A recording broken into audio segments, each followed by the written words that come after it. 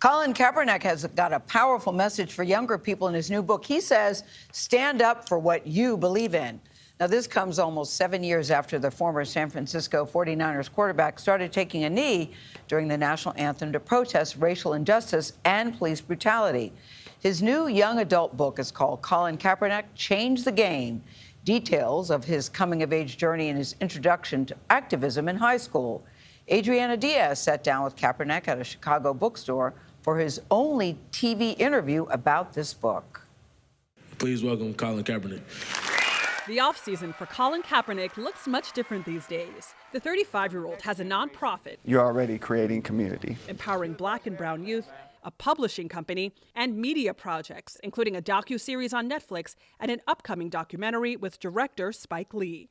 He's also a new father who's spreading a message of empowerment in his new graphic novel, Change the Game, written with author and University of Chicago professor Eve L. Ewing. I love how you depict yourself in this book, not as some big shot hero, but as a shy, insecure high schooler like we all were. I mean, I'm speaking for you, but. No, absolutely. Growing up, I think still am a pretty introverted person. I hope it's true to form, and that's just kind of how I navigate the world. It's his true high school coming-of-age story, his journey embracing his Blackness, despite resistance from many, including his white adoptive parents. I know my parents love me, but there were still very problematic things that I went through. I think it was important to show that, no, this can happen in your own home, and how we move forward collectively while addressing the racism that is being perpetuated. He took cues from his icon, basketball star Allen Iverson, who he said wore his Blackness like a suit of armor. And teenage Kaepernick wanted cornrows to match. He's getting what roles, his mom asked? Oh, your hair's not professional. Oh, you look like a little thug. Your mom said that to you. Yeah. And those become spaces where it's like, okay, how do I navigate this situation now? But it also is informed why I have my hair long today. The grown-up version of Eve wanted to go back in time and give young Colin a lot of hugs. And I was really moved and saddened by the level of kind of self-awareness that he had to develop at a very young age without a lot of guidance. The former NFL quarterback who once led the 49ers to the Super Bowl was known in high school for his baseball. The pitcher even had major league interest, but he bucked public pressure and followed his heart to the gridiron. There were a lot more Black people in football that I was like, I found some community here. Do you still want to play football professionally? Absolutely. I woke up this morning before our events, trained 5-6 days a week. I'm still up at 4:30. I go get my training in. That passion is still there, and the ability is still there. He hasn't played professionally since the 2016-2017 season, when this single gesture sparked both solidarity and outrage.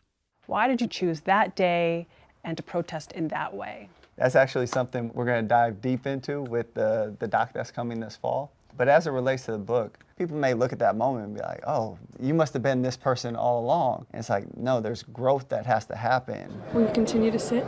Yes. Then Kaepernick couldn't get hired and even sued the NFL for collusion in a case that settled. Are you talking to any teams? We reach out to all 32 teams every year throughout the year, because my biggest thing is just let me get on the field. If I'm not good enough, cut me, but give me the chance to show you what I can do. In 2019, the NFL organized a workout for you in hopes of getting you hired. You chose not to go to their workout. You held your own workout. What do you say to people who argue that the NFL did give you a shot? That's another great question that will be covered in the doc. In 2020, what did it feel like for you Say his name, George Floyd, to see everyone almost wake up?